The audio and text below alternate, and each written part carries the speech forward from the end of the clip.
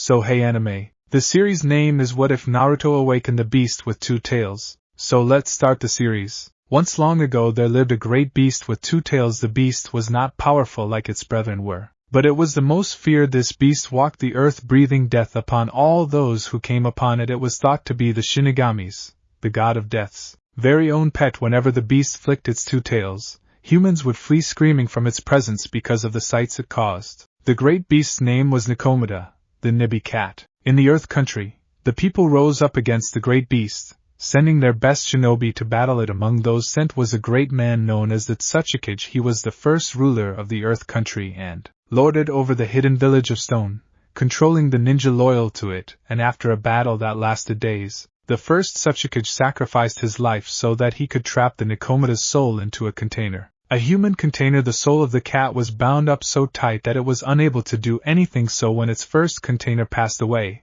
the body was burnt and the ashes, along with the beast's soul, were placed and sealed away in an urn to wait for the day when it would be once again placed into a human container. And so the Nakomata waited. 2 years after the Kyuubi's defeat, a child was born to the Mitsukai clan, a clan with a unique advanced bloodline. But a month before the birth, there were complications that resulted in the mother's death. In an effort to save the last child of the diminishing clan, an all too familiar urn was brought out, and a ritual was performed to save the premature baby's life. There was a flaw in the sealing. I am sorry, Hisori-san. The seal the first Tsuchikage had created was duplicated imperfectly. The mother's death had not been in proper sacrifice. The man, Hisori, cried over the loss of his wife before he looked at his newborn child. She was strangely quiet despite the ritual that had just been performed. Snaked around her body were chains of symbols that had failed to merge into one large seal upon her forehead. The baby looked like somebody had used her for a piece of paper and not part of a powerful sealing that was meant to contain one of the most feared creatures in the world. But she was alive. That was all that mattered to her father. The man picked his daughter up and cradled her. The symbols on her body melted into her skin. Kita, grow up to be brave and strong-willed. He said those words in hope that the Nakomata would never find a way out. But the cat had been waiting. It had been waiting a long time in that urn. It would not let a mistake go squandered. 6 years after the flawed sealing. Now Kita, listen up, stop that. A small girl blinked and looked up her father with large misty purple eyes. She spat the hair she had been chewing on out of her mouth. Her hair was silver, just like her father's, but it held a purple shimmer when the light hit it. Sorry, she said with a cute pout that made her father both sigh and smile. Hisori was into his late 20s now, but he felt a lot older than he looked. Being a single parent was hard work, especially with a child that seemed so cat-like. Disturbingly, that was the best word he could think of to describe his daughter, for she was just like a young kitten. She'd stay awake long into the night, and then sleep unseemly long hours into the morning. The girl, when fully awake, would run around for ages just for the fun of it. She was there 1 second, then gone the next. Keeping up with her was one of the many things that made Hisori feel so worn down. Her curiosity had also been of concern. Hisori had once found her trapped inside a chimney. Why? He didn't know, but he suspected she had wanted to go see the birds that had made a nest up on the top of the smokestack. The only times Hisori got any quiet was when she became captivated by some object and would then spend hours at a time just looking it over. It was hard to drag her away from anything shiny, especially toys, but that was to be expected with her age. Hisori hoped it was only a stage or a short side effect of the sealing. The flaw that had happened still unnerved him. The Nakomata hadn't shown its power in Kita yet, but still. Dad. You said listen, but you're not saying anything. Kita scrunched her face up, showing her impatience and annoyance. All right. Today I'm going to teach you about chakra and how to control it, got it? Kita nodded and Hisori continued. Chakra is the conversion of stamina into the energy needed to perform ninjutsu and genjutsu. Once you get the hand of converting stamina, it should become second nature to you. From out of his pocket, Hisori fetched a small white rock that sparkled with tiny pieces of quartz. Kita looked at it in fanatical awe, almost drooling at the sight of it. He chuckled, knowing full well Kita would use it very well for what he had in mind. He placed it in Kita's small hands. I want you to concentrate on the rock and then imagine you are covering it with a blanket, but the blanket will be your own energy, okay? Kita frowned at the rock with her mouth doing a little sideways pout that Hisori thought was extremely cute. Kita nodded briefly, then started to concentrate on the rock, imagining the scenario her father had told her, After a few minutes of intense absorption, a flicker of something sprung out of Kita's hands and whirled around the rock. The girl blinked, then gave her father an excited look. Very good. Hisori patted her on the head. Try again. A few shorter minutes later, and a tendril of blue chakra extended out of Kita's hands to wrap around the rock. It lasted only a brief second before fading. Kita squirmed and grinned proudly at her achievement. The girl suddenly felt tired as the energy left her hands. Her father took the rock from her. There's a major rule when it comes to chakra use. Don't overdo it. If you use too much chakra, there's a chance you'll do serious damage to yourself. And I especially don't want to see it happen to you. He bent over and placed the girl onto his back. I'm getting hungry. How about you? Kita made a sound that sounded like an agreement. All right then. Let's go get some steak. And milkshakes. Kita cried out, despite her tiredness. Hisori shook his head in defeat. The girl would drink nothing but milk if left to her own devices. Opening the front gate, the pair made their way downtown into the restaurant sector. Hey Mitsukai-san. How are those new rocks I gave to you? A man called out from outside a stonemason store. They're really tough, but I'll crack them. Hisori called back. Kita and Hisori waved at all the people they knew before they came to a small outdoor eatery called the Maichido. The place was reputed for great food and even greater service. Hisori-san. Kita-chan. Welcome.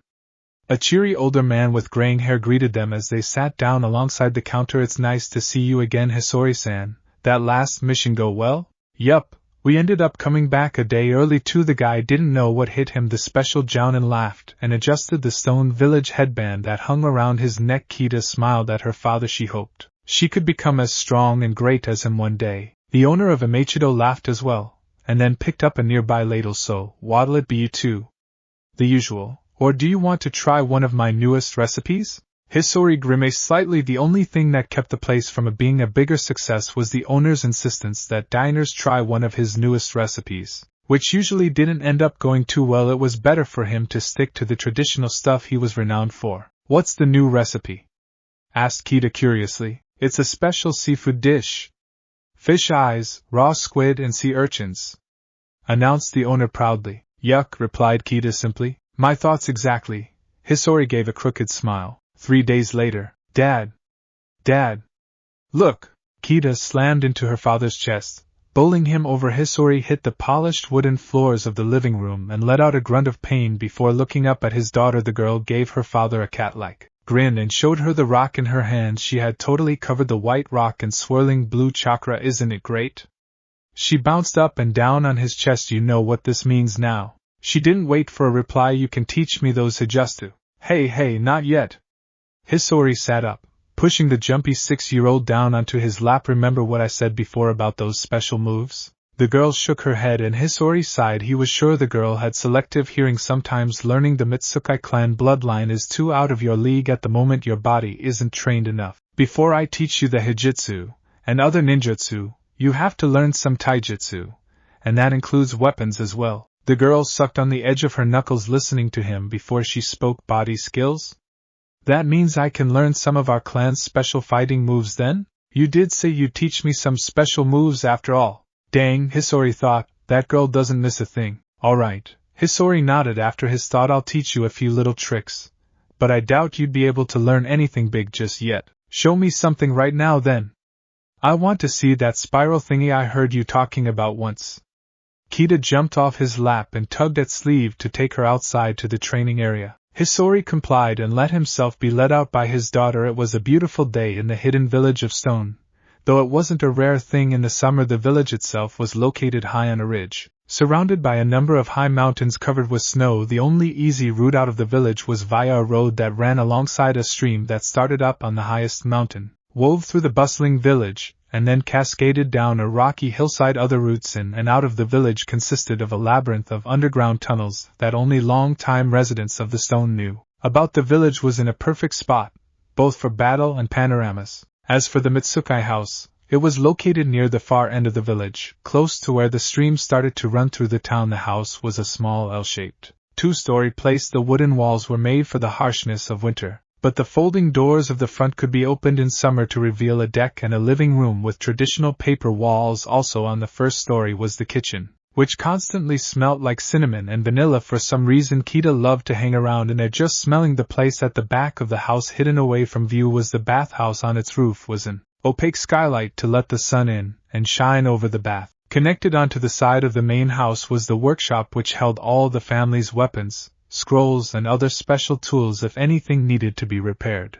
It ended up in there. Not only were there weapons though, there was a large shelf full of reading material, from ninja strategies to fairy tales, and on closer inspection one could find an old copy of Aika Paradise. The top story of the house held 3 rooms, 2 bedrooms and a spare room that was full of old junk Hisori had collected over the years. The training area they were in right now was actually the house's front garden. Hisori didn't mind that it was the front garden, for a tall bamboo fence surrounded the property. The front garden was mainly empty. The ground was neatly compacted dirt except over in a corner where a small outdoor sitting area had been set up under a sakura tree that stood near a zen pebble garden. The grass that grew there was well manicured and full of small purple flowers, purple being Kita's favorite color. Sometimes the girl would sit on the bench under the cherry blossom tree for hours at a time, just staring at the pretty flowers. Hisori sighed. The place was perfect. He just wished his wife was still around to see it. Dad! Kita interrupted his thoughts. All right. The man snapped back to reality, and waved his hands to show he was back on task. Okay, now watch carefully or else you'll miss it. Hisori focused on one of the rocks in the garden. He had small boulders moved in every other week to help in his own training. When he was finally done with a rock, he would give what was left of it to a local stone mason. Sometimes the boulders held jewels and ores inside them. The mountains in the area were famous for the amount of raw mineral they held lining his newest rock up. He breathed in several times, then struck. Blue chakra flared around his hand. Kita watched intently as just before his fist and chakra hit it, it blurred. Then suddenly it landed in the middle of the rock. Hisori flicked his hand to get out the kinks. As he drew it away from the stone, Kita's eyes widened when she saw what he had done to the rock. There was a spiral pattern of fist marks embedded in it. Behold the results of the infamous Mitsukai rapid spiral strike. Hisori imitated a presenter's voice and held his arms out at the marks. He grinned and gave the stone a gentle knock with his foot. Suddenly, the whole rock cracked outwards from the fist marks and shattered. Kita's jaw was nearly on the ground. Wow! She exclaimed excitedly. Now teach me something. Please? Alright, I'll teach you the basics of taijutsu, Mitsukai style. He gave her a fatherly smile. Sure, the move he had just showed wasn't exactly infamous or even a battle move. It wasn't reliable enough, but for a kid like her it would be good in training the body to use chakra and speed together. He wondered briefly if he should tell her that, but seeing the enthusiasm on her face, he shrugged it off and decided to let her have her fun. He'd tell her one day or another. An hour later. No! Don't hold your hand like that. You break your thumb doing that. Hold it like this. That's better. Now make sure it's parallel. And punch. Good. Kita struck her fist into the sandbag that dangled off of the front deck. She made the sandbag sway a little from the impact. Kita repeatedly punched the bag over and over again in the way her father had shown her. Left, right, left, right, left, right, she panted, punching a little harder each time. Her father watched from beside her, pointing out how to improve her method each time she struck. Now kick. No, Kita. Kicking there is not a good option unless you want the guy to get extremely cheesed off with you. Yes, I know it would be effective too. Wait.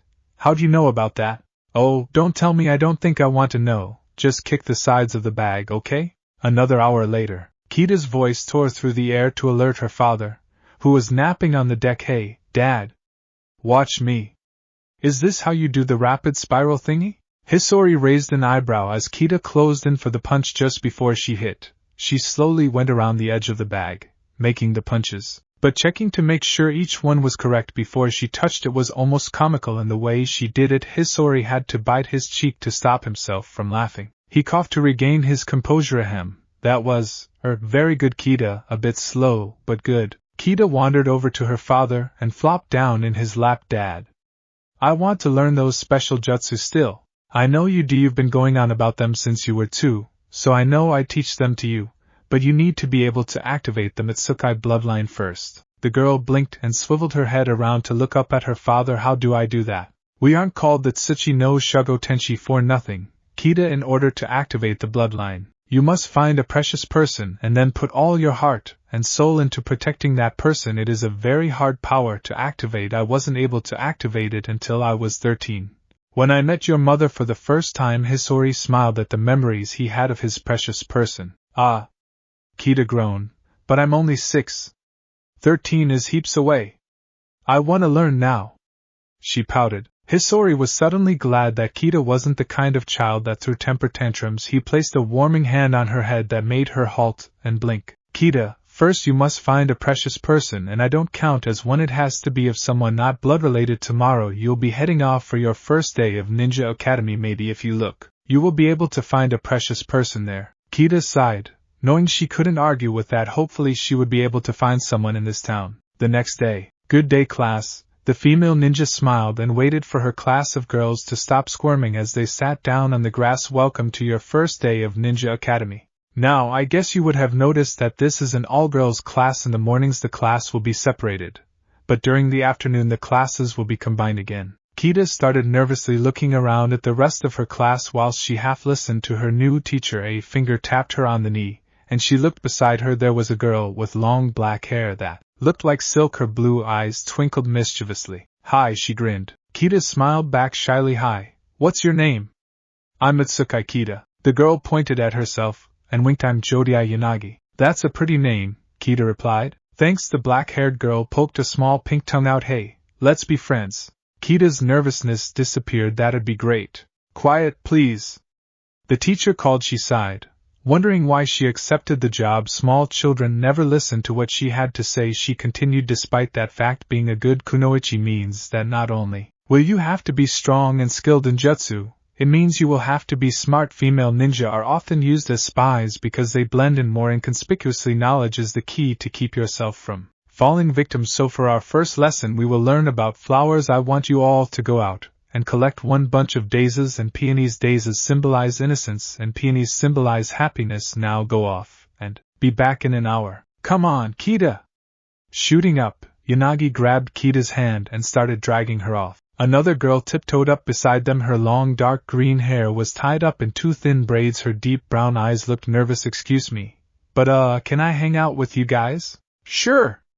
Exclaimed Yanagi. She introduced herself, then Kita. The girl bowed. I'm Ishihana. Yanagi gaped. You're Tsuchikage-sama's daughter, aren't you? The green-haired girl nodded shyly. That's so cool! Exclaimed Yanagi, excited to have met someone with a famous father. What's it like to have a dad like that?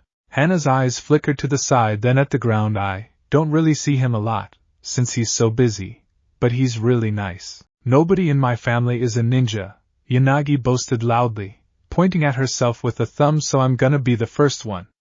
Maybe I'll be the next Tsuchikage if I get good, which of course I will. Kita stifled a giggle. Yanagi was an amusing friend to have. Her attention moved over to Hana, who continued to stare at the ground. Kita felt bad suddenly. Sure, her dad went out on a lot of missions, but it seemed like he was always there for her. But then again, this girl had a mother at least. Kita didn't know much about her mother except that she had been very kind and loved to make people smile. Kita hoped that not only would she grow up to be a good ninja like her father, she hoped she could continue her mother's dream of bringing a little sunshine into other people's lives. Kita tapped Hana on the shoulder. The girl looked up. I really want to become good friends with you.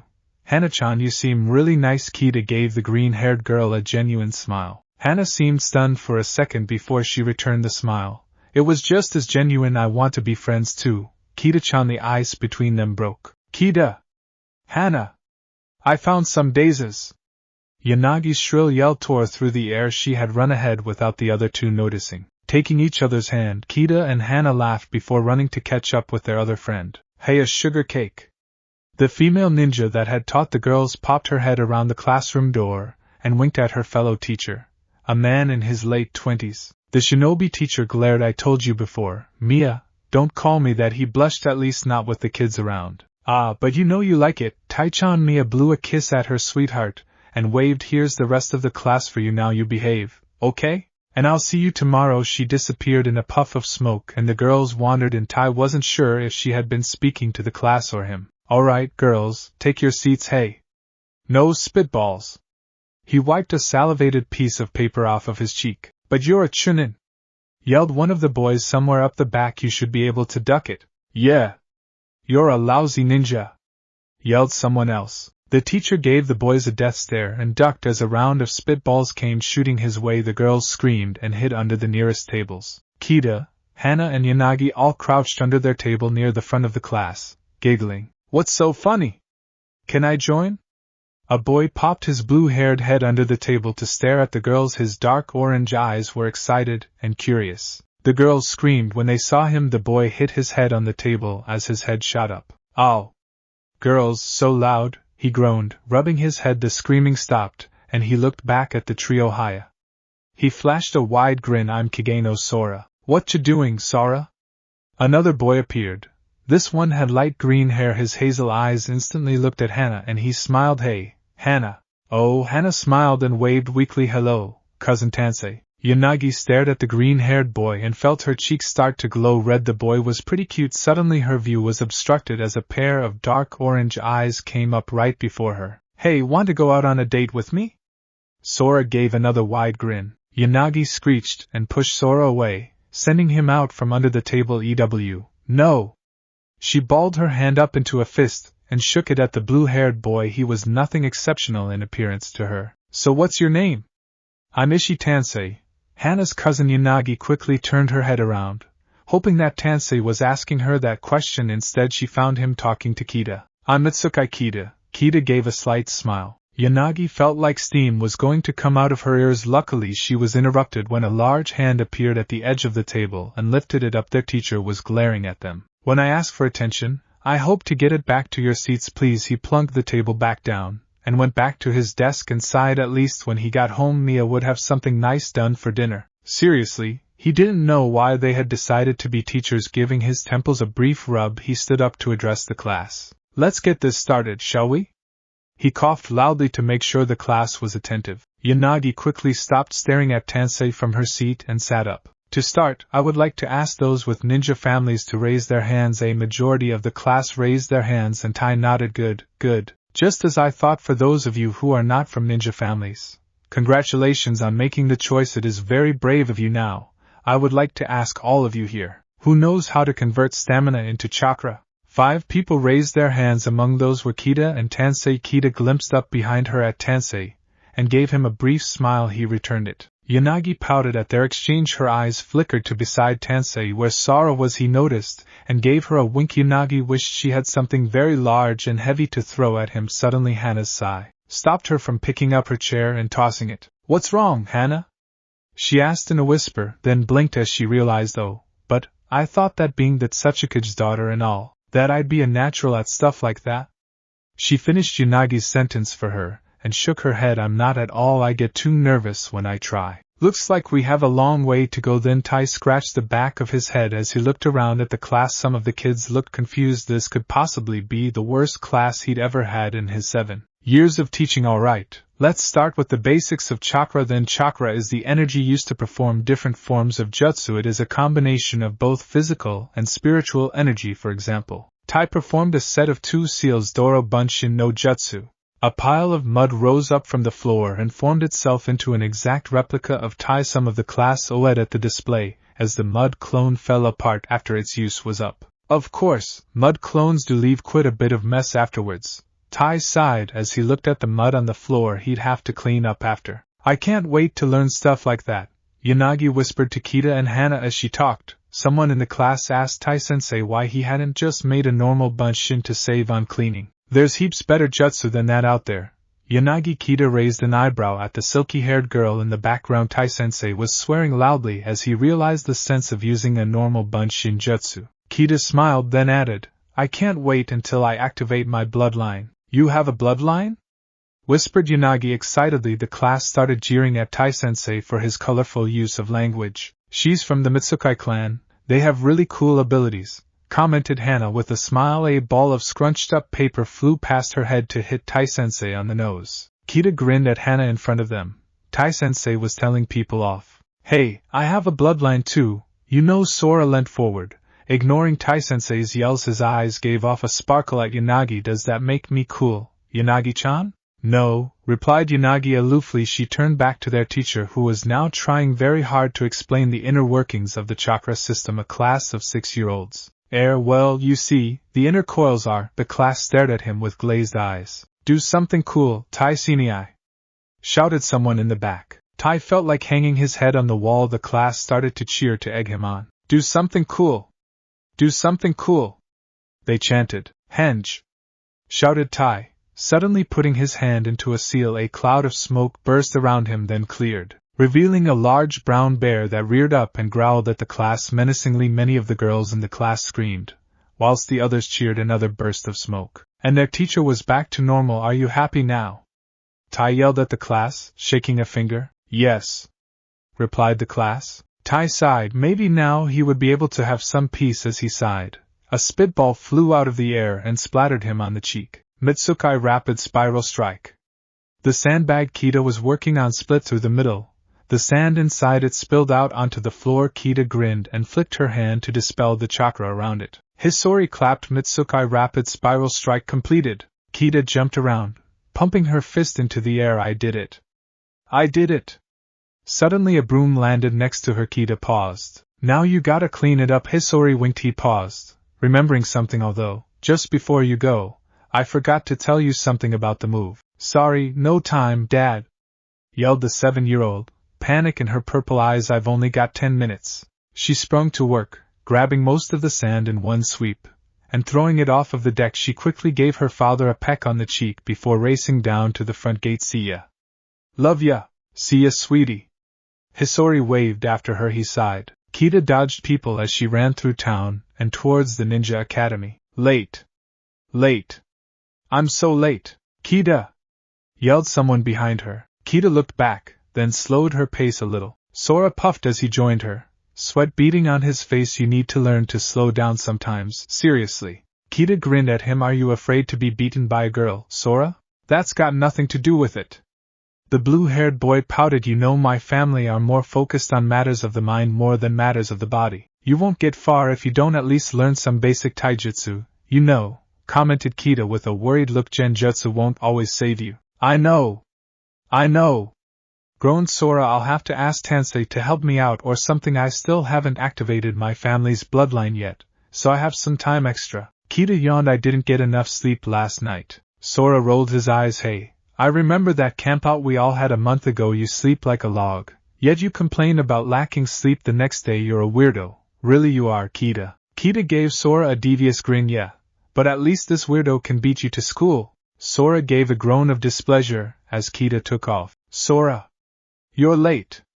Yelled Tai-sensei as the blue-haired boy entered the door. Sora grumbled something about hyperspeed demons and plopped down into his chair beside Tansei. Late again, Sora? Tansei smirked. Shut up, groaned Sora, thumping his head on the table. Yanagi stared up at Tansei. She still hadn't gotten over him after a year in the same class. Kita and Hana sighed together in unison when her eyes seemed to glaze over. How's your training with your dad going, Hana?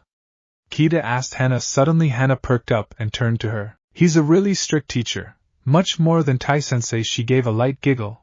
Her shyness was still there, but she had learned to open up to people like Kita and Yanagi. Learn any cool new jutsu yet? Secretly, Kita unwrapped a muesli bar from her pocket and popped a few pieces in her mouth. She had forgotten about breakfast in her hurry. Hana shook her head. We're still working on that earth jutsu. I haven't been very successful at it. I'll probably never be good at this ninja stuff, she sighed. Kita patted her on the shoulder. Hey, it's not that bad. Maybe you'll end up finding you're better at genjutsu or something. We're still young and got a long way to go, with lots of possibilities in front of us. That's what my dad says, at least. The green-haired girl smiled a little. You always know how to make me feel better, Kita. You're not being sarcastic there, are you? Kita raised an eyebrow. Hana laughed. No, of course not. Good. Kita flashed a grin. Kita! Yelled Tai-sensei suddenly. Kita sat up in her chair. Yes, sensei? I want you to demonstrate a proper henge for the class. Tai pointed to the front of the classroom and smiled. I heard your father has been teaching you. Kita gulped. She still hadn't gotten the hang of henge. Even with her father's instructions, for some reason she always ended up as the same thing, which for some other reason always made her dad suddenly act very nervous. Slowly she made her way to the front. Kita, can you transform into a version of me? Tai asked. I can try, Kita said nervously. She placed her hands into the seal henge. A cloud of smoke surrounded her and cleared, revealing a small black kitten. The boys in the class laughed, whilst the girls squealed. Tai just stared with a slight look of disappointment on his face. Kita transformed back. Was that some kind of a joke? Tai asked. I'm sorry, Kita bowed, then raced back to her seat before Tai could say anything back. She shrunk down in her seat to escape the looks from her classmates. Okay, Tai coughed. Well, why don't we take a break then? The class stormed out like a herd of stampeding cattle. Tai was left on the ground with footmarks on him. He twitched, then coughed up a cloud of dust. What happened there, Kita-chan? Asked Tansei, wandering up to the group of girls. Yanagi started to blush. Kita blushed as well. It's just, I dunno, I guess I wasn't thinking straight. Oh, well, better luck next time, hey. Tansei shrugged and walked back to his group of boys. Yanagi pouted. Kita sighed. Wasn't thinking straight? Liar, you were not. Yanagi snapped out of her lovey-dovey daydream about Tansei. Put her hands on her hips. She stared down her nose at Kita. Tell us the truth. Fine, fine. Kita waved her hands at Yanagi. She hated it when she did this. There was no way to avoid her. I have a lot of trouble with my henge. I always end up turning into a cat. But it was a cute cat, chirped Hannah. You were lucky. I was just feeling nervous there. If I do a henge while I'm angry or anything, it ends up worse. Worse? Yanagi poked Kita on the forehead. What? You'll end up looking like an even cuter kitty. No, Kita rubbed the spot she had been poked. Well, it's complicated. Yanagi looked at Hannah and they both gave a knowing smile. Before Kita knew it, she was being dragged off into the forest. When they reached a place out of reach, they put her down. Alright, go on, do a henge now, demanded Yanagi. Please, Kita, show us, pleaded Hannah quietly. No, I can't, exclaimed Kita, getting irritated at them. Do it, or else we'll never be your friends again. Yanagi glared at Kita. Fine. Kita snapped angrily, but if you get scared, it's not my fault. Henge. Hannah and Yanagi screamed. Kita hadn't become a kitty. Instead there was a large snarling panther. There was another cloud of smoke, and Kita was back again. Panting slightly, she looked up at them irately. I told you! She shouted and stormed off. Yanagi and Hannah both gulped. There had been something about that henge that seemed more than just a simple illusion. Up in a tree above them, Sora and Tansei were hanging onto a branch, their mouths wide open in shock. What happened there? Sora mouthed to Tansei. Tansei just shook his head in disbelief. Later that day, Mia flicked some hair out of her face and glimpsed back at her class. The boys' and girls' classes had been combined for the afternoon so that Mia could take them all over to Awagakure's weapons storehouse. The class behind her all pushed and shoved in their eagerness to get ahead. Calm down. You'll all get to take a look in there. Mia yelled out at them. Some of the shoppers and shopkeepers they were passing looked at her and the class with raised eyebrows. Sora slowed down. Where was Kita? Jumping up and down, he noticed a familiar head of hair at the very back of the line. Kita had seemed to stop for some reason. Sora pushed his way back to her. Kita? He asked as he reached her. The girl was standing in the middle of the lane, misty purple eyes wide and staring. Sora frowned. Come on, Kita. That's not funny. The girl continued to stare ahead. Fear entered her eyes and she began to tremble like she was having some kind of seizure. On her forehead appeared a strange symbol. It looked like the kanji 4 seal, but it seemed as though someone had forgotten to finish it. Kita? Sora asked, grabbing her wrists. Suddenly it felt like fire was coursing through his veins as he watched.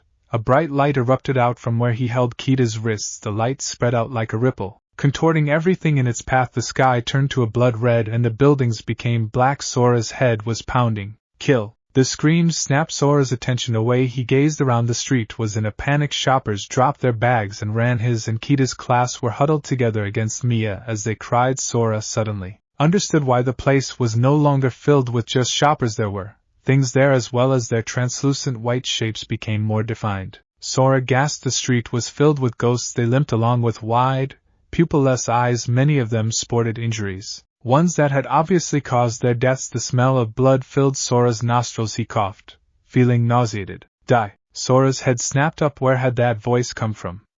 The sky gave way as a pair of golden, cat-like eyes opened, looking down at the village from above. Stupid humans, you have forgotten me. You once all lived in fear of me. You will be the first to go when I escape this child.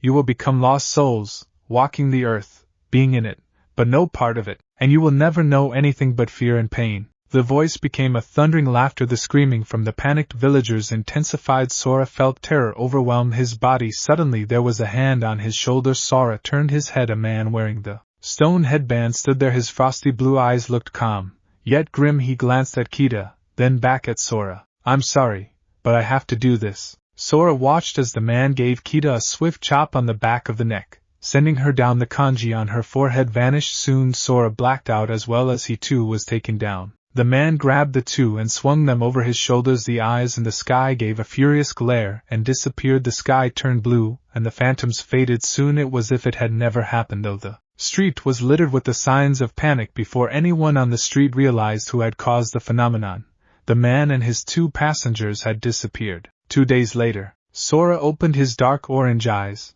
and blinked. Someone was crying. A light blue head of hair signaled that his mother was next to him. "Hey, Mum," Sora croaked. The woman looked up at her son, and then started to sob harder as she grabbed Sora into a bear hug. Sora felt like he was being crushed. I'm okay, Sora struggled out of his mother's grip. What happened? Sora's mother sobbed harder, almost in hysterics. It was that horrid Mitsukai child.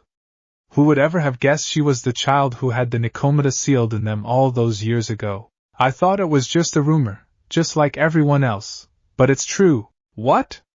Sora nearly jumped out of bed. You mean the same Nikomata you told me all those stories about when I little? She nodded, then wiped the tears from eyes. Sora, I'm so sorry I sent you in the same year as that girl. That Sachikage wanted to move down the age limit because of the loss we suffered during the war with Konoha. I was so stupid. I wanted to prove that you could be a genius. I should have waited another year before sending you. She started to cry again. Mom! Sora grabbed her by the shoulders. Don't be hard on yourself, and her name is Kita, not girl or child. She's nice. Sora's mother gave him a serious frown, bordering on scary. She is the reincarnation of the Nikomata, Sora. She's evil.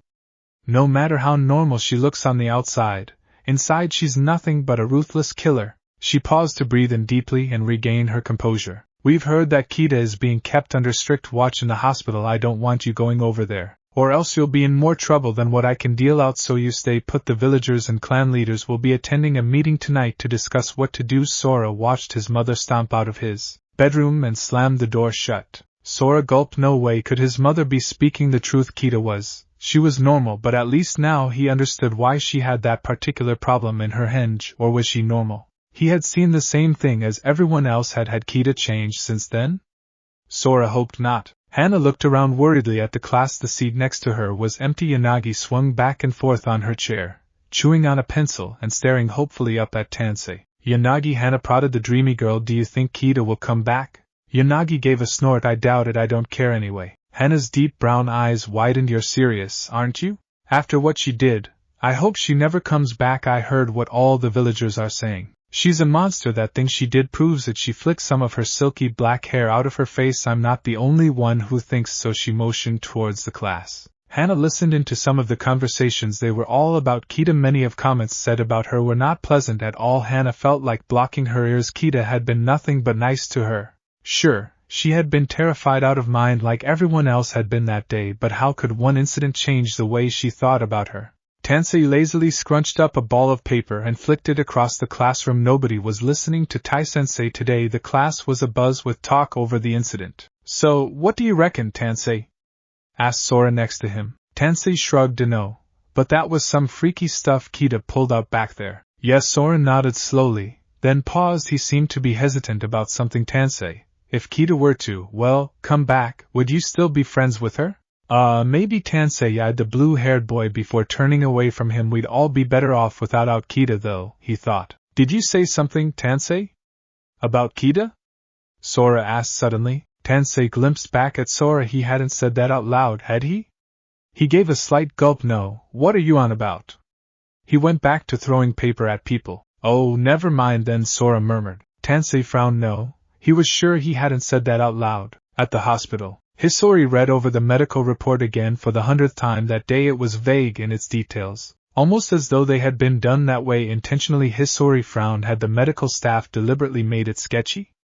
From what he saw on the report, it seemed as though Kita was fine. There was a slight mumble beside him. Hisori looked up. Kita's lips were moving, but the sound that came out of them was untranslatable. The girl had been like that for the past 2 days now since she woke up. Kita sat huddling her knees, rocking back and forth gently. Her eyes stared ahead, wide and frightened. Maybe she was okay on the outside, but there was something definitely wrong on the inside. The Nikomata had done something. Hisori cursed its name. Kita, I'm sorry. He went to place his hands on hers. I'd suggest against that for the moment. said a voice. The door slid open and a man around the same age as Hisori stepped in. It was the same man as had knocked out Kita and Sora. The man took a seat next to Hisori and scratched his head. His brown hair was messily hid under his stone headband that was worn like a bandana. So Hisori, how are you two holding up? The man's voice was deep and casual. Not good, Rosuto. She's been like this for 2 days now, hasn't said a word, hasn't eaten a thing, or even slept. I'm worried. Hisori buried his head in his hands. He had to keep his emotions under control. Rosuto's frosty blue eyes read over the vague report. Have there been any nurses in lately? No, not since she first came in. Hisori's eyes widened. He had suddenly realized. Standing up, he threw a punch at the wall, leaving a deep dent. Damn it. Why didn't I notice that? Maybe, if you want to understand a little better, you should now put your hand on Kita's. Rosuto glimpsed at the rocking girl with a look of concern in his eyes. Kita's father frowned at him, wondering what Rosuto was going on about, but he trusted whatever he had to say. They hadn't been teammates all those years ago without anything to show for it. Hisori placed his hand on Kita's. He suddenly realized why Kita was acting the way she was and why nobody had been in to see her with his hand on hers. He could now see what she could, and what he saw chilled him to the bone. At the end of the bed stood a crowd of pale white beings, each with wounds too terrible to describe. They stared down at Kita with wide, pupilless eyes. Slowly, their gaze ticked over towards Hisori. Their mouths opened as if they were screaming, but no sound could be heard. Hisori dropped Kita's hand and stepped back in shock. The hell are those creatures?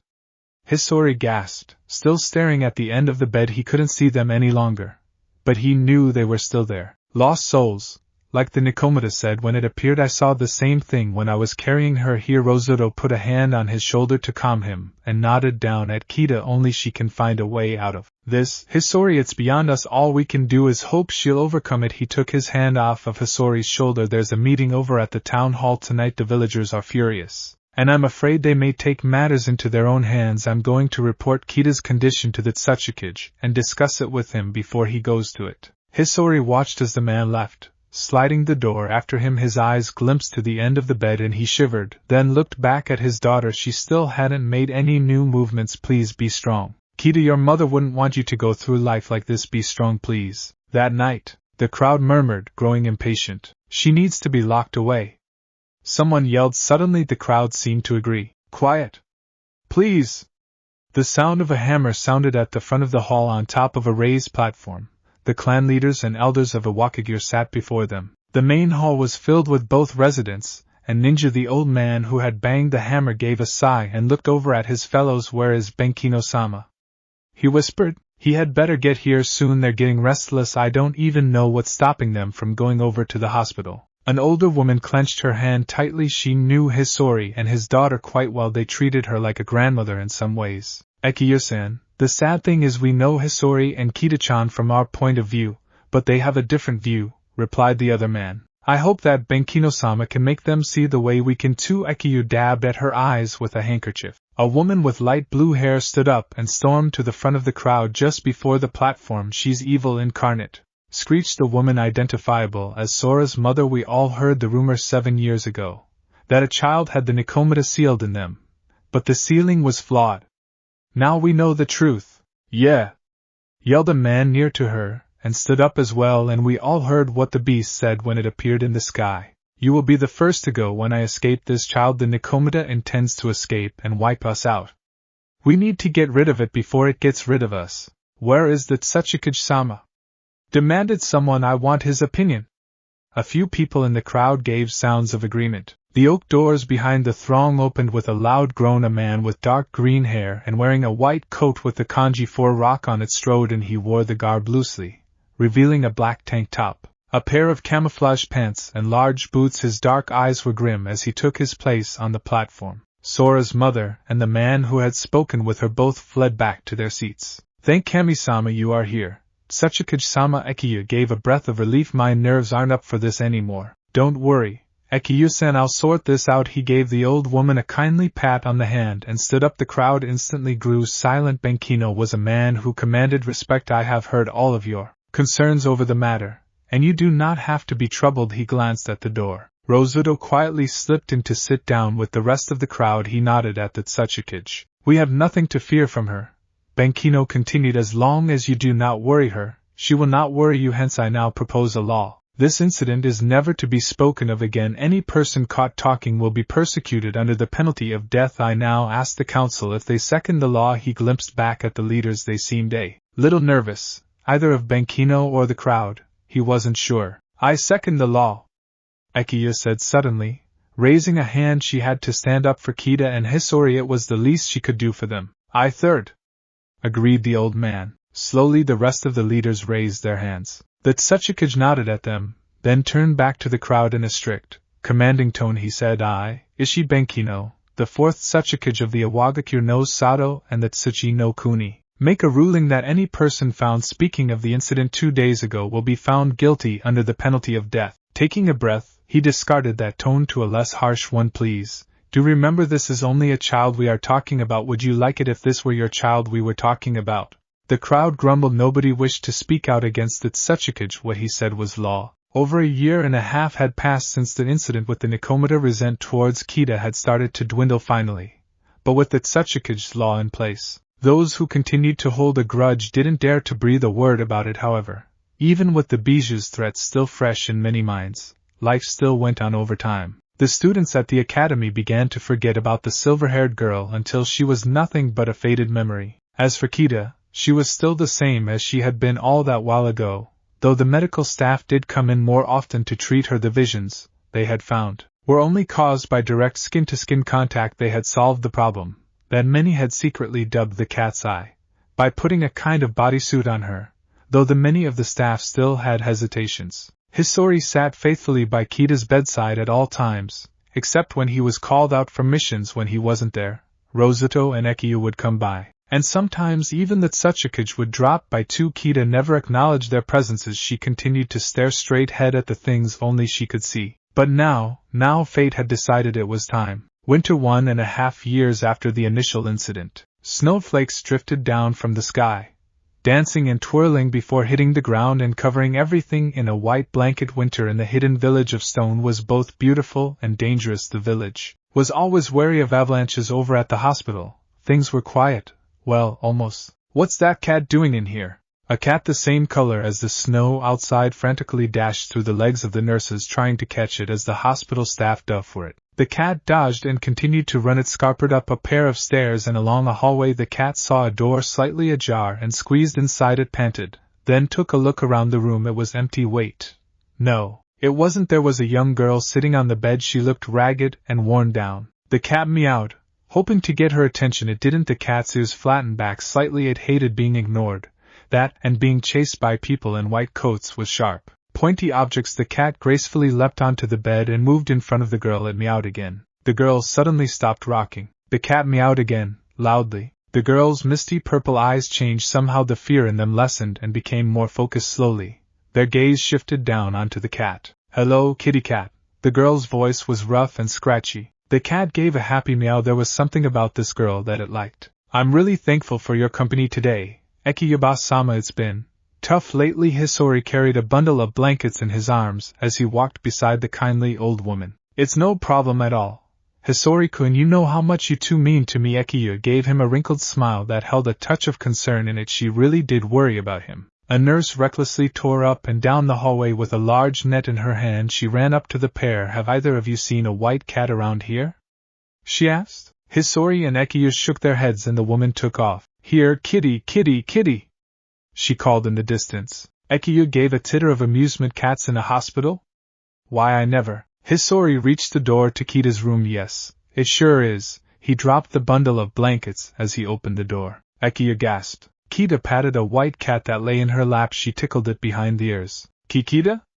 Hisori's hands shook as he went over to her. Please don't let this be a dream, he thought. Hello, father, Kita replied, not taking her eyes off of the cat, which was purring. It wasn't a dream. Kita's father burst into tears and leapt on her, squeezing her in a bear hug. Ekiyu dabbed her eyes with her hanky. Thank the kami-sama, she whispered. Kita fell limp in Hisori's arms. He pulled back, hoping he hadn't crushed her or anything. Instead, he found her fast asleep. It was the first time she had done so in over a year. The cat leapt out of Kita's lap and streaked out the door. Nobody ever saw it again. Wake up. Kita opened her eyes and glanced around the room. Her brain was fuzzy. Kita tried to recall what had happened. She had been walking with the class, and then she heard a voice. The rest was a blur. Except for one thing. The girls sat up and stared at the end of the bed. They were still there. Kita scowled at the lost souls that stood staring at her. Insolent creatures, Kita thought bitterly. The fear she had felt before left her. Leave me alone, she growled before giving a deep-throated snarl. The spirits gave her a woeful look, then moved on.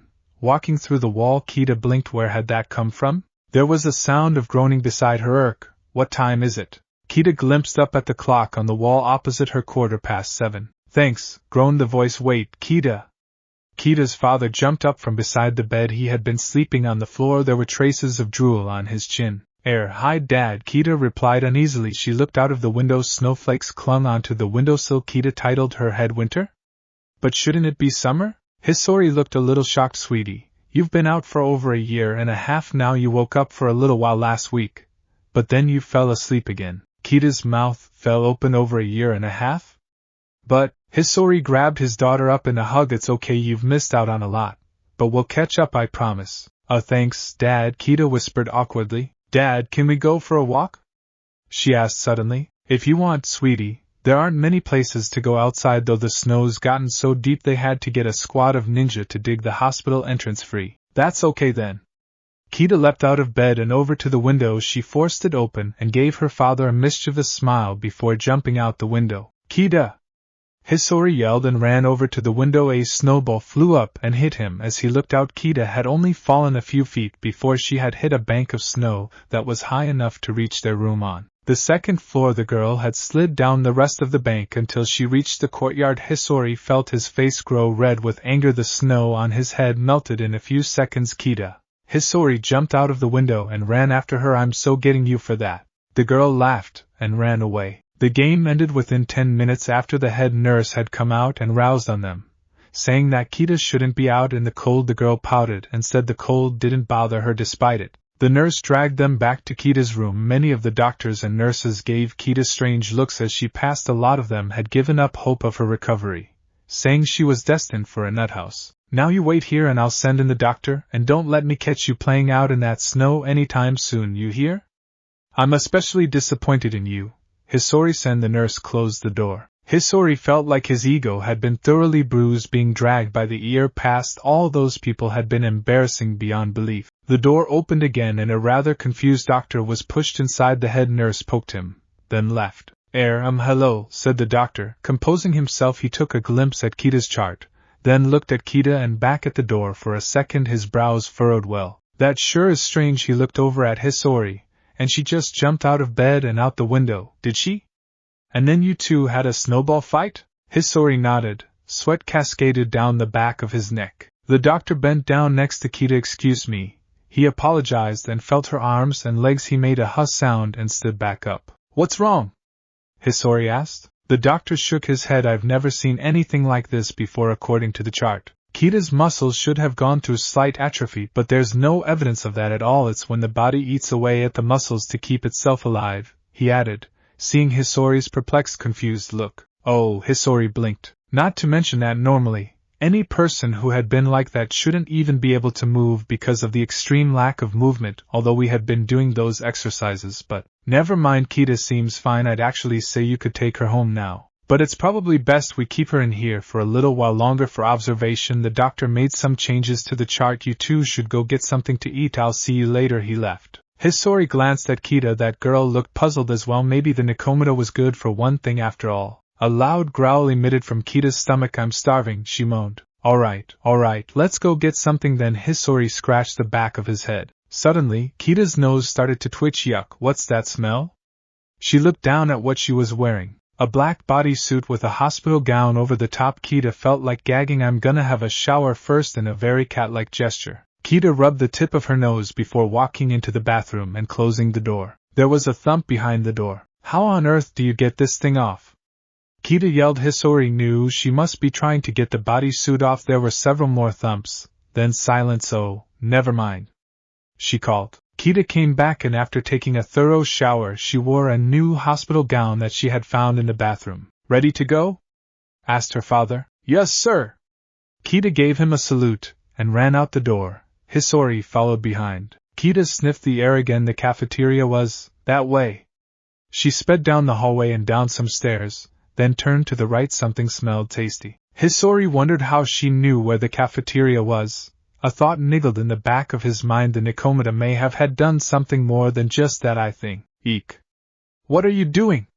Screamed a shrill voice. Hisori ran into the cafeteria expecting the worst. Instead he found Kita munching on a large piece of meat. The smell of the meat and the overturned bin's contents hit his nose. His eyes widened. The girl had fished a raw piece of steak out of the bin. The cafeteria women were screaming their heads off. Kita shot them an irritated look and spat the meat out. Fine. I won't eat it then, but there's nothing wrong with it.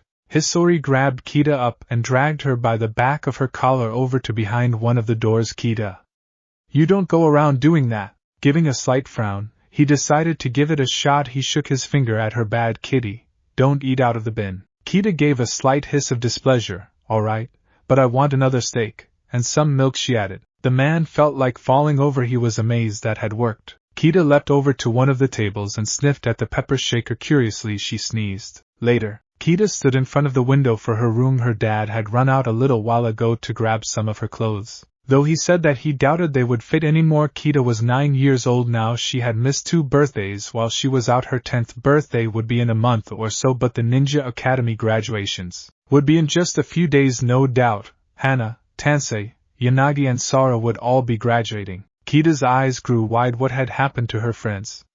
Her father had never said anything about them dropping by. The door slid open. Suddenly a man with brown hair and frosty blue eyes entered. Nice to see you awake for once, Kita-chan, said the man. The girl remembered the man from the dinners he had come to years ago. Hello, Hoshino-san. The man gave a brief smile as Hisori walked in with a handful of clothes. I ran into your father while he was coming back. I told him that those clothes wouldn't do any good, so I got him to buy you some new ones. Hisori dumped the clothes on the bed. Kita pounced on them and started to go through them. They were perfect for training.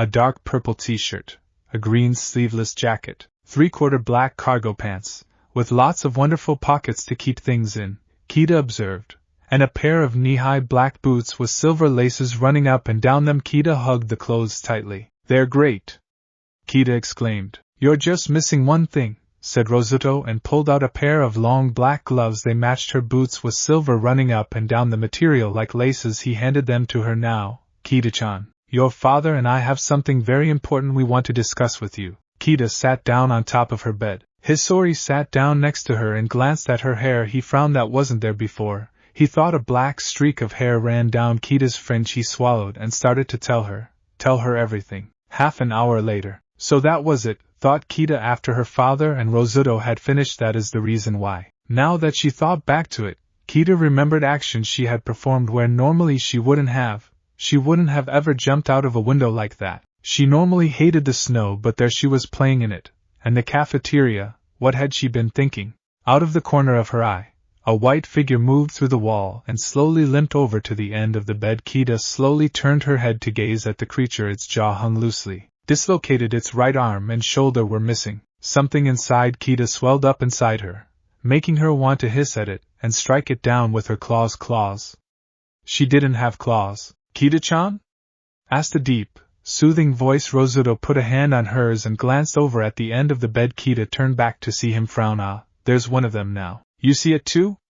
Kita asked. He took his hand off and half shook his head. Only when I touch you, skin-to-skin contact causes the other person to see as well. Kita looked at the gloves beside her. The silver laces on them winked. So that's what the gloves are for?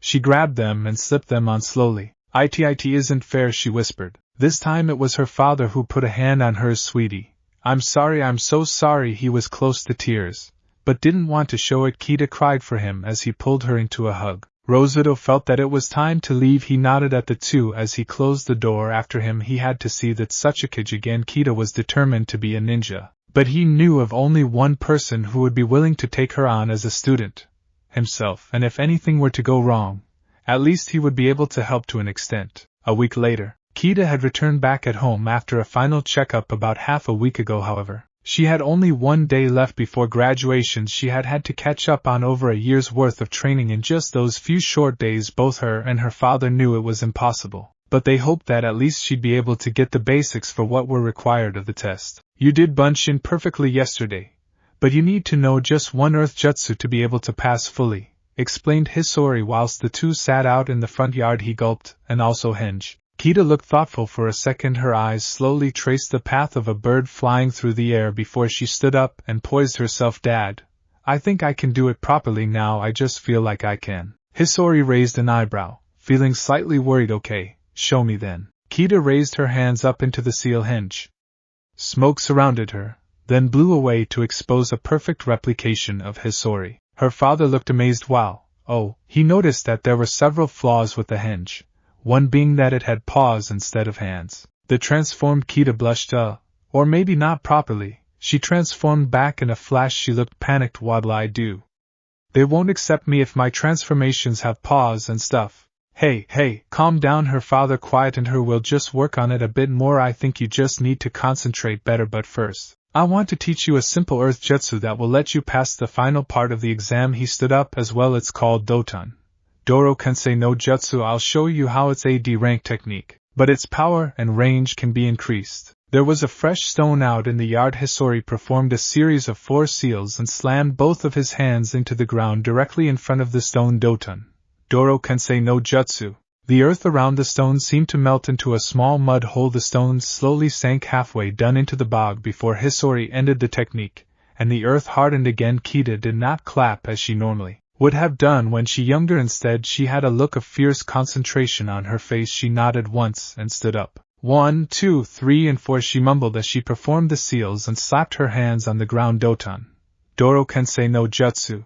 The stone sunk until only the top could be seen. Hisori was amazed. She had only watched it once and had mimicked it perfectly. Kita had changed indefinitely. Kita dusted her hands off. Can we work on my henge now? She asked. Okay. Hisori looked at the rock. You do know you'll have to dig that out, you know? Kita fell onto the ground and groaned.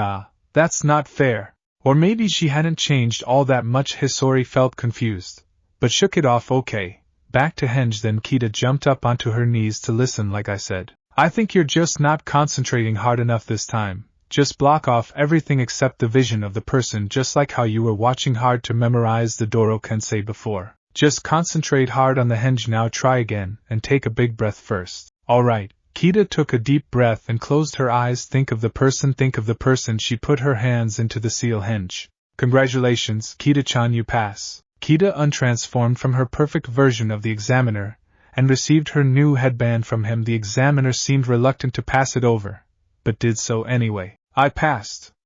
Kita cheered. She looked over her shoulder to her father, and gave a cat-like grin. Hisori swept her up in his arms as she ran over. He ruffled her hair. I'm so proud of you. The examiner walked over and passed her a piece of paper. Here's where you go tomorrow to meet up with your new team and Jounin instructor. Good luck. His last words seemed slightly sarcastic. Quickly the examiner gave Kita and Hisori a quick bow before he left through the front gate. That Tsuchikage had allowed Kita to take the exam at home for special reasons. It had taken more than a bit of persuasion to get the examiner to go though. Kita studied the paper. Team Omega. Training Chamber number 6. Hey, I'm in Team Omega. Isn't that the team you were on, Dad? Yep, the very same one. I hope you'll learn as much as I did when I was on it. He checked the paper looking for a sign of who the Jounin would be. There was nothing except what Kita had read out. Hisori had a feeling he knew who it would be. However, Kita took her headband off of the line and shook it out carefully. She gave the metal a quick polish before going to place it around her forehead. She paused and shook her head. Putting your headband around your forehead was really old-fashioned, and she didn't want to look like a loser without giving it a second thought. She loosely tied it around her hip. The metal plate hung down off the side of her left hip. Kita felt satisfied with its placement. Kita! You got 15 minutes! Yelled her father from somewhere in the house. Giving a quick yelp, Kita jumped up and slipped her gloves and boots on. I'm going. I'll see you later. I'm going out on a mission today, so I might not be back until tomorrow or the next day. Called Hisori, but have fun anyway. Okay. Kita replied. She grabbed her equipment bag and clipped it onto her belt without thinking. She licked the side of her right hand and gave her face a quick wash. EW. Kita said quietly after she realized, I hope I don't do that again when there are people watching. She checked the piece of paper and ran out the front gate. It said Training Chamber number 6. That means I need to take the underground entry near Horui Mountain. Kita smiled. She liked the tunnels and chambers under the village. Something about the underground place made her uncomfortable. She preferred places high up. She felt aware of the sudden stares that came her way as she went through the village. There were hushed whispers around her. Resentment buzzed through the air. Why does it have to be this way?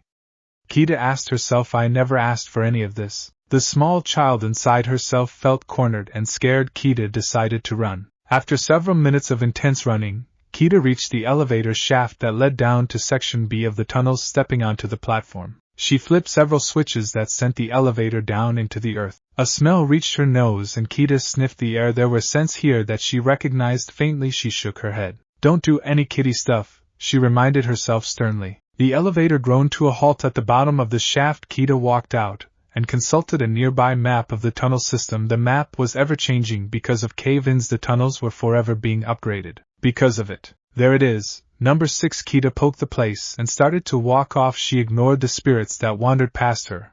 Poor souls that had been caught in some long-forgotten cave-in. Kita pushed aside the metal gate for Chamber 6 that had been unlocked. Kita entered and stopped to look around. The chamber had been through extensive work to change them to resemble the outside world. Large floodlights that were mounted on the roof kept the vegetation from dying, and there were small ventilation shafts running up to the surface. An underground stream had been tapped to get water running through. As well, if she hadn't known better, Kita would have said she was in the middle of a forest. Suddenly, she heard voices up ahead. Kita raised an eyebrow and followed the source of the noise. When she reached it, her mouth nearly fell open. The hell are you doing here? Several minutes before in Chamber 6. Rosuto-sensei, this is so boring, complained a girl with blue eyes and silky black hair. She wore her hair back with her ninja headband acting as a hair tie. The brown-haired Jounin ignored her as he flicked through a small bingo book that was full of information on missing Nin. He scanned over an entry with a picture of a muscled man with a strange, jagged sword.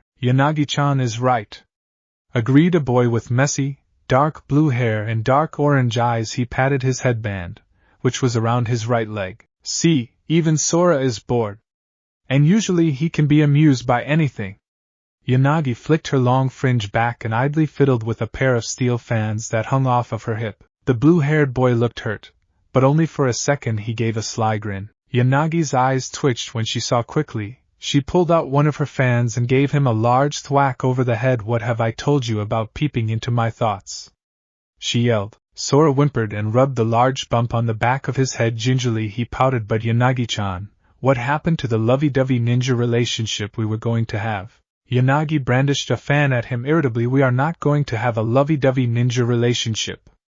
I don't even like you. Sora mumbled something about being sensitive to head blows before turning to his sensei. Rastro-sensei, who is our last teammate? He asked, deciding that maybe he should change the subject. He raised an eyebrow at him. You're not going to find out that way. The Jounin tapped a finger to his temple. Sora gave a pout. Not fair. Not fair! Yanagi exclaimed suddenly. I'll tell you what's not fair. She waved her fan threateningly again. Not being put on the same team as Tansei-kun. That's what? Rosuto-sensei. She turned on the brown-haired man. Why wasn't I placed on the same team as him? Rosuto put his bingo book away and eyed her. It's all about giving teams equal advantage. Yanagi, the total amount of ability must be spread evenly throughout the teams. You'll find out why later on. Oh, I think our new team member is here. Sora's and Yanagi's heads turned towards the woods behind them. Their faces twitched as they saw a pair of eerily reflective eyes coming through the darkness. It was like watching a predator stalking prey at night. The reflective pupils faded as Kita entered the field. Looking slightly surprised, there was a short silence. The hell are you doing here? Yanagi burst out angrily. Kita could tell that Yanagi had obviously felt that their friendship had ended. Why don't you come on over, Kita? Said Rosuto calmly. The girl obeyed and came over to stand next to Sora. The boy looked like he was close to glomping her. Kita. Wow! Who'd have thought it'd be you?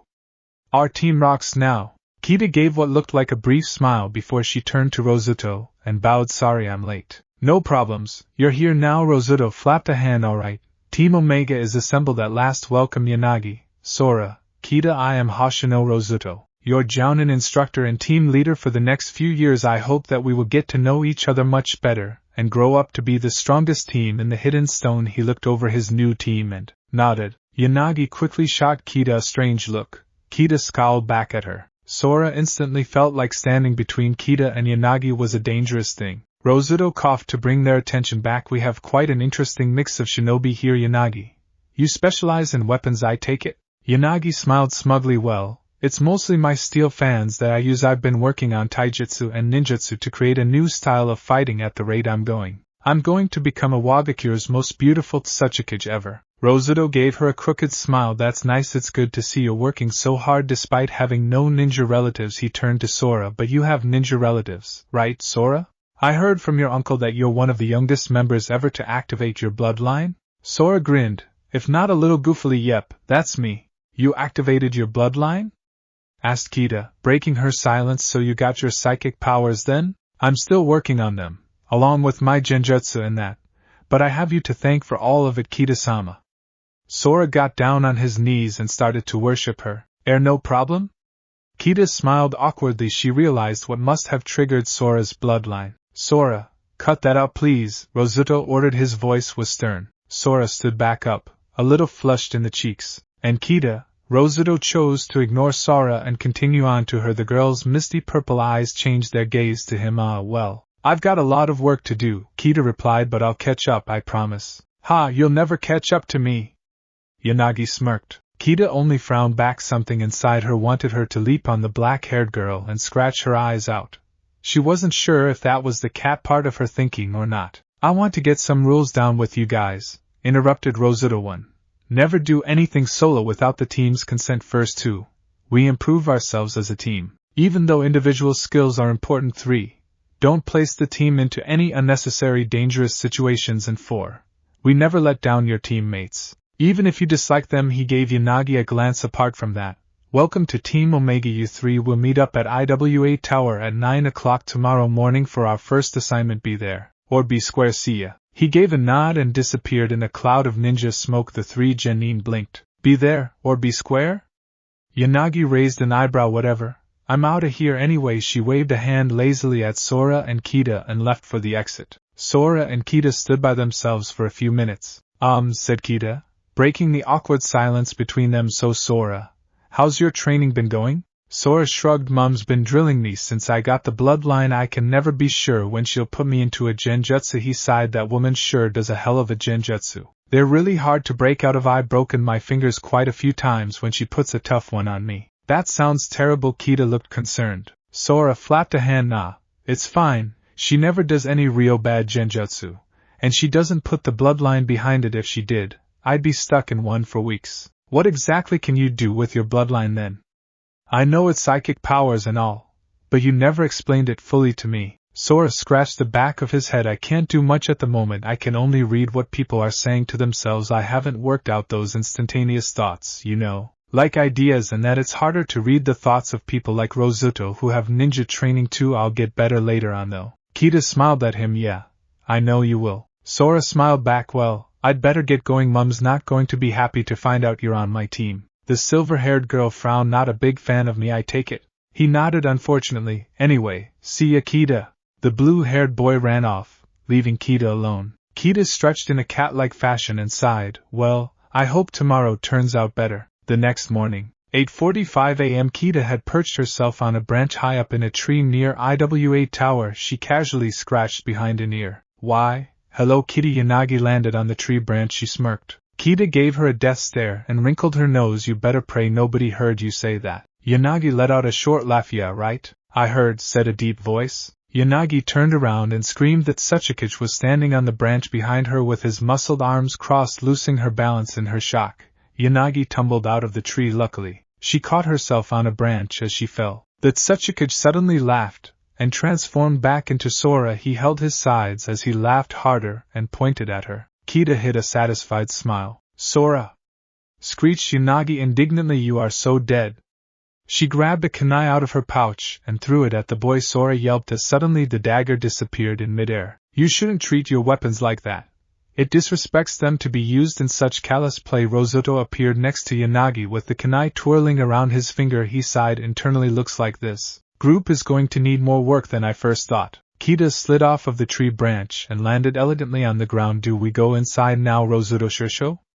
She asked. The Jounin shrugged. We're all here. Might as well. Oh, and Yanagi I heard as well. Yanagi's smile dropped into a look of embarrassment and horror as they entered the tower made of stone. After walking up several flights of stairs, Rosuto opened a pair of doors that led out to a large airy room. The room had several desks placed down one end where people received customers. A woman talked to one of the ninja at the desk. She looked satisfied with whatever job had been done for her. Kita suspected it was an assassination from the bulging bundle of cash that she handed over. The woman checked her cherry red lipstick with a gold pocket mirror before she left, shoving past the team. Rosuto, good to see you here with your new team, said a deep, yet cheery voice. The group instantly recognized Ishi Benkei, the Tsuchikage of the Earth Country, and the man Sora had just impersonated for Yanagi.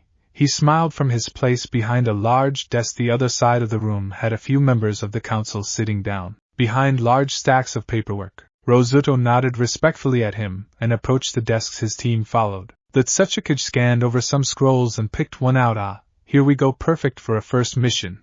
D rank. Some genin needed to help with some pest control over at a farm. Yanagi opened her mouth to protest. She was quickly silenced by a stern look from Rosuto. Be glad. At least we get to leave the village, Sora whispered to her, and it could be worse. Thanks. Rosuto received the paper from him and read over it. He turned to his team. All right, let's get going, then we'll catch a wagon out until we reach Osozaki, then head by foot from there. Good luck, the Tsuchikage said before disappearing under a mound of paperwork again. Kita followed the rest of her team out. As she left, she noticed another ninja team enter. A genin team by the looks of it. Kita's eyebrows twitched as out of the corner of her eye she spotted a head of light green hair passed by. She changed her gaze just in time to miss as the person turned to glimpse at her. Tansei's brow furrowed. So it's true, she's back after all. She's not going to get far on her path though. The wagon rattled back and forth as it lumbered down by the side of the river. The air was cold as a wind carried from down the mountains. Spring was still a few months off as the wagon left the village and started to go downhill. The weather grew more pleasant and the snow became patchy. Rosuto-sensei, what exactly are we doing? Asked Sora eagerly, happy to have left the village, and his mother's random genjutsu attacks. The brown-haired jounin looked back from his place at the front of the wagon with the driver. It's not too hard. Just helping the farmers get rid of some persistent crows that have been stealing their seed. Yanagi gave a sarcastic-sounding snore. How boring. I mean, when are we gonna do something interesting? Like assassination? I think we both know there's no way we're ready for that yet, commented Kita. We're still genin. We do boring jobs until we either graduate to chunin level or prove ourselves. Unfortunately, Kita is right, agreed Rosuto. Yanagi crossed her arms. That's just so unfair. Hey, it's better than ending up as mincemeat. Sora shrugged. Yanagi sighed and settled back for the ride. Hours later, Kita gazed across at the ghost. She was having an unofficial staring contest with the soul. Had just appeared on the edge of the wagon an hour ago, and had refused to leave. Even with Kita's intense glare at it, she wanted to yell at it. But with the rest of her team here and the cart driver, she decided it best not to. Suddenly the soul's gaze switched to look up behind Kita. The girl turned her head and a kunai flashed past, leaving a scratch across her cheek. Immediately, Rosuto leapt to his feet and held a kunai of his own in his hand. Damn it. Yanagi, Sora, get down. Kita, you okay? His gaze scanned through the forest. Damn, I should have been more aware, he thought. Yeah, I'm okay, Kita replied softly and held a hand to her cheek as she hit the floor. The cart driver gave a strangled yell and fell to the ground. There was a kunai embedded in his throat. The donkey pulling the cart halted when it felt that there was nobody holding the reins. It brayed loudly. Rosuto pushed at them after looking up at the sky. Quick, under the cart, all of you. The team scrambled to get out and hide under the cart just as Rosuto joined them. Arrows started to rain down from the sky and embed themselves in the cart. Yanagi gave a muffled scream. The donkey kicked at the cart wildly until the straps holding it broke. The cart gave a loud thump as the end went down, just missing their legs. Come on out, we know you have the Nikomata child with you, a voice echoed through the forest. What do you want with her? Yelled Rosuto. What don't we want with her? Replied the voice. Rosuto gritted his teeth and turned to his team. There will probably be a number of them. Probably all bandits or low-level missing nin. I can take on quite a few of them. But because of the numbers, some of them will obviously go after you to fight back with all you got. Alright, let's go before they come to us. Yanagi, Sora and Rosuto jumped out from under the cart. Kita sat there for a few seconds with wide eyes. This would be her first real fight.